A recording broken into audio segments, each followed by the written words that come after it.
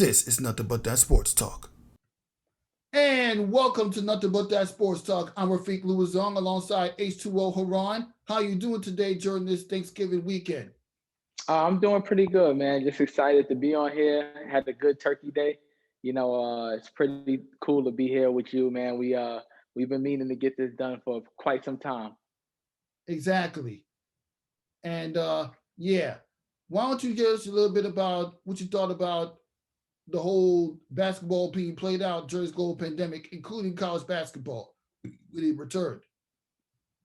I think during this time, college basketball being played during the global pandemic it's a must. You know, the NBA did what they had to do with the bubble. I think they set the barrier of what can happen during this time, and I think everybody's been taking notes. So to being successful and having a successful league during this time, I think that's pretty dope, but I think college basketball definitely needs to follow the same guidelines and rules to have a successful time. But it's definitely needed, and they've been very competitive these first couple of days. That's what I'm talking about. And with the Black Lives Matter movement that has been happening ever since the passing of certain people whose name I'm not going to really mention, but what are your impressions about the way the NBA, the WNBA, and other athletes around the sports world respond to all the murders and deaths that was going on during this difficult time? I think that the NBA and WNBA have done an amazing job during this time. With my message and my message and what I stand for is peace through sports. I think the NBA and WNBA have shown that through sports we can all come together, and we'll have to do a lot more of that. But they are the first that took the stand, and they understand even with the boycott that happened in from the act that happened in Wisconsin when the Bucks didn't play that game. That was a big stance. I think that those things are needed to pass laws. That's going to be the next step. We're not playing until this law is passed. Equal rights, certain things. Just everything that we all stand for and just still fight for. I think the NBA and WNBA are pushing the narrative with that. And that goes to show that even though they're basketball players on the court, they are humans outside because they show some sorrow for what the world's going through. They are involved in a lot of protests, even though some of them went bananas. They actually put the Black Lives Matter logo on both the NBA and WNBA basketball courts. And, you're speaking out. You're sending a message. You're showing people that you matter to the world just as much as the white people. For sure, and that's the narrative that they're pushing, and that's something that's needed during this time. And I think that it's a blessing that you have people who actually aren't scared to step up. Especially after seeing what happened to Colin Kaepernick after he stood up or kneeled, I should say. I think that what he did was very radical, and it was very cool and dope that he was able to do that. And he didn't have enough supporters, but now everybody's supporting his movement. It's almost like me in a way. I've been pushing Ballin for Peace, but everybody's like doing peace marches and rallies and certain things now and games. And but I will forever understand that I was one of the pioneers of this, and I love the fact that no one can take that away from me. That's what I'm talking about. Speaking of Ball for Peace, like what is you and the Ball for Peace campaign up to ever since the start of the global pandemic back in March? Well, we had to figure out other ways, man. Like everybody else, we had to figure out other ways to do certain things and it still have an impact. We've had a large, community on our lives and stuff like that. We tried to do some remote learning and stuff like that as well too. Helping out our communities. I brought back my Queens Week basketball event where we gave out $5,000. That was conjunction with Ballin for Peace. We did a men's health awareness event during this time. So we're still keeping our message across. We did a trunk or treat where we teamed up with NYPD. So we did a fitness challenge, a 5 borough fitness challenge. So Bowling for Peace is still prevalent during this time, but we're just figuring out the ways that we can be the most positive and the most successful during this time. So But I wouldn't say that we just haven't been able to do as many structured sporting events as we would like to. I will say though, I'm glad that you're at least keeping the Ball for Peace brand strong. I mean, you could have done like a socially distance type of like fans based Ball for Peace event. Like like you may not be able to bring as much fans as you would be done, but you could have still done the games. But like you see the way the NBA and the WNBA done their games, you could have done something just like that. I mean, would that be something that you're thinking about doing in the future? Um, Ballin' for Peace is about impacting the people, and we're like a hands-on community organization.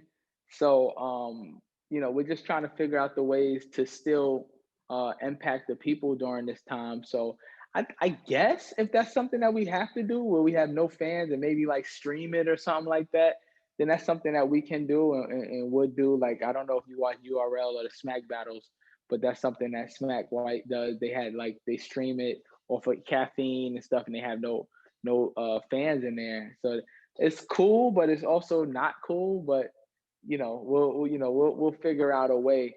But honestly, I'm just waiting to hear something back. Hopefully by 2021, we'll be in full-fledged push to keep this Road to Peace tour going.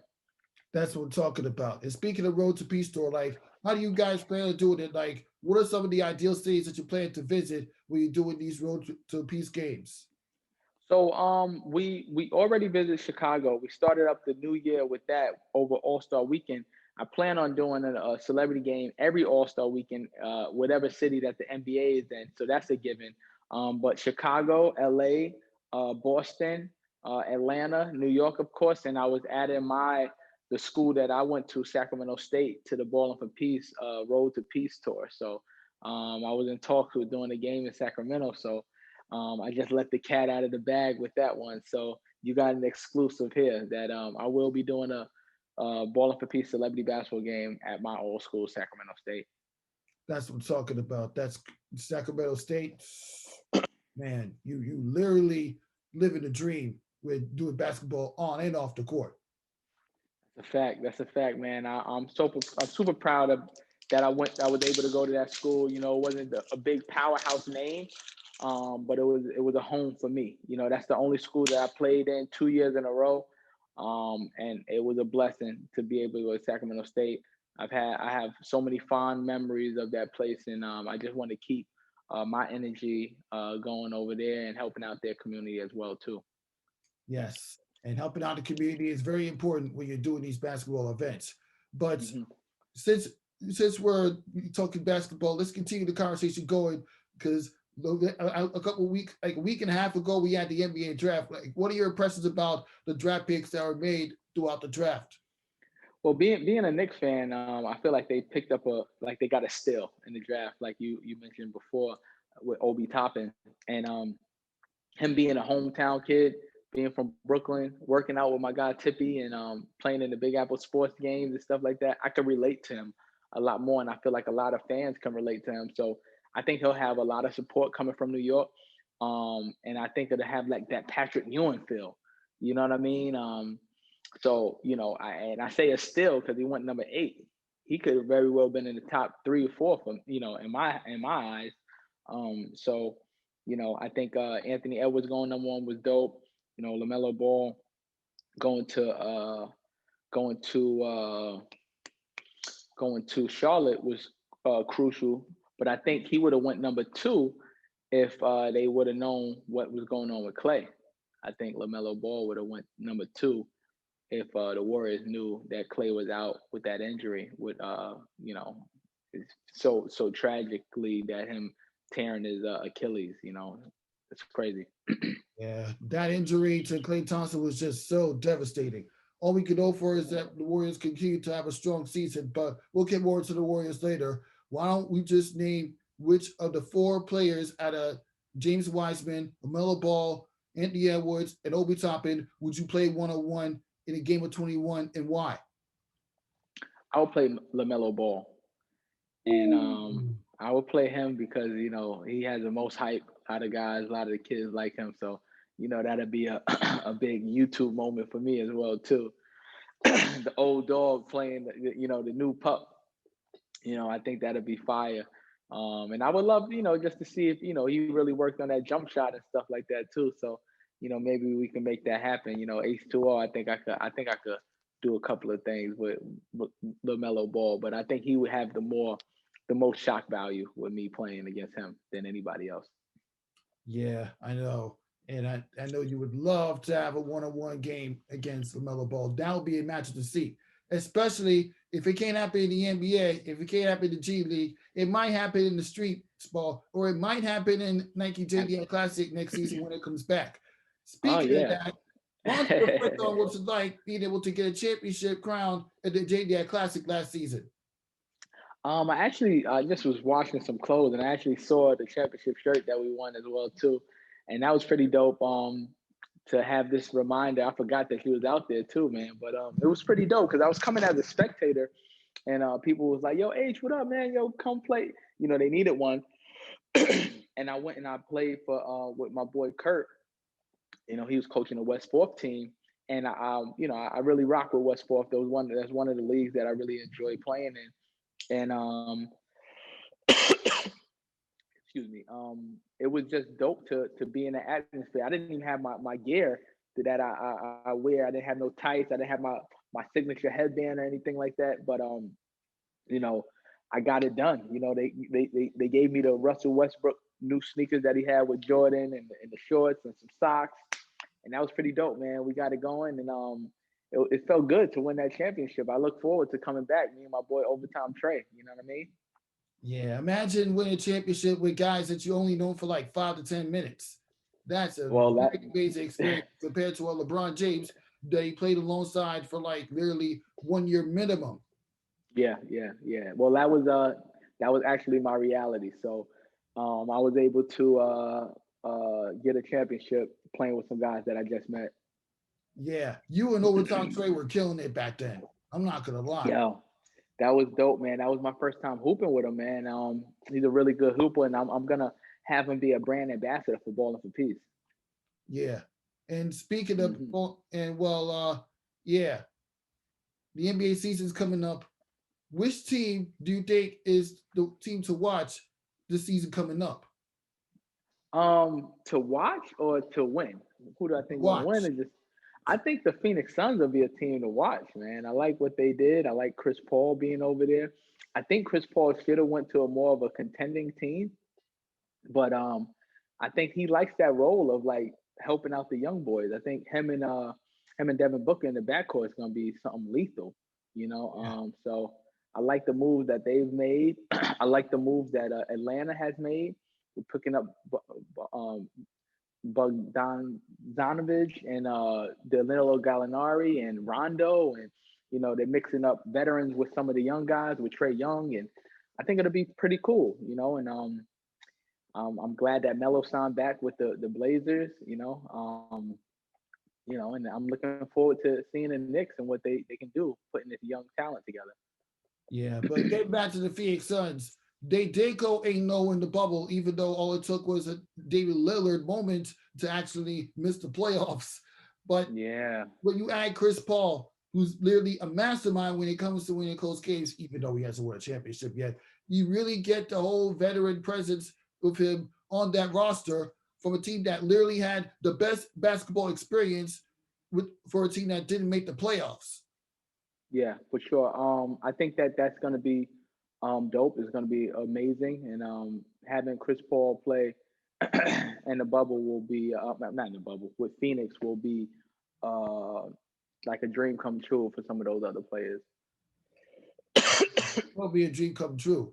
And we're also glad that Kevin Durant is finally going to get to play his first game with the Brooklyn Nets next month, unless he gets injured again. But we all know that's not going to happen this time. So, yeah.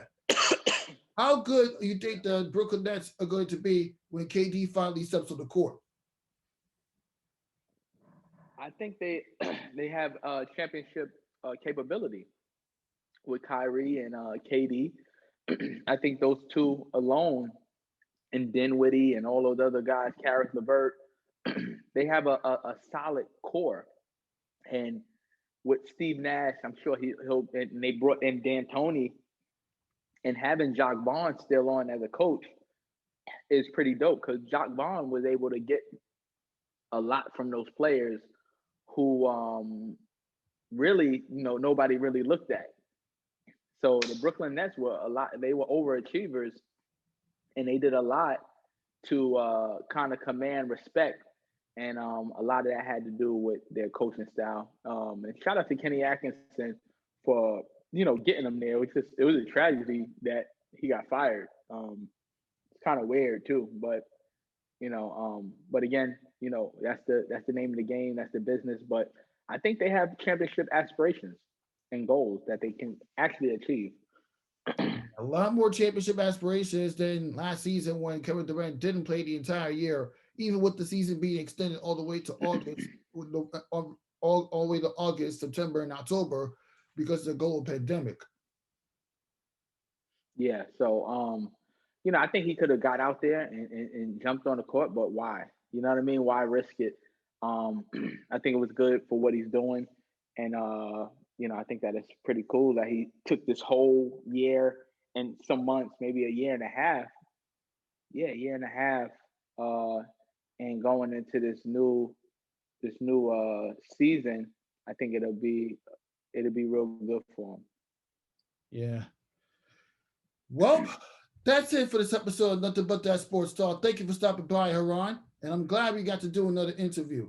Unlike the last Yes, one, yes, yeah. scraped off. Yeah, I'm so happy that we was able to get this done, man. Shout out to you. Continue to do what you're doing. I want to shout out Ballin for Peace. Make sure you guys follow at Ballin, the number four, the word peace. Follow me, H2O5, and follow and go to the website, ballinforpeace.org, man. We're doing a lot of good things over there and keep supporting the brand. You know what I mean? Yep. And to all the big balls out there, get your head in the game. Or should I say, were you ahead of the game? I think you were. Peace.